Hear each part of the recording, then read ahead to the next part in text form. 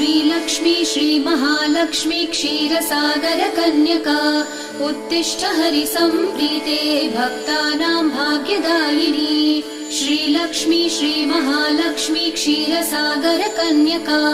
उत्तिष्ठ हरिसम्प्रीते भक्तानां भाग्यदायिनी उत्तिष्ठोत्तिष्ठ श्रीलक्ष्मी विष्णुवक्षस्थलालये उत्तिष्ठ करुणापूर्णे लोकानां शुभदायिनी उत्तिष्ठोत्तिष्ठ श्रीलक्ष्मी विष्णुवक्षस्थलालये उत्तिष्ठ करुणापूर्णे लोकानां शुभदायिनी श्रीपद्ममध्यवसिते वरपद्मनेत्रे श्रीपद्महस्तचिरपूजित पद्मपादे श्रीपद्मजातजननी शुभपद्मवक्त्रे श्रीलक्ष्मी भक्तवरदे तव सुप्रभातम्।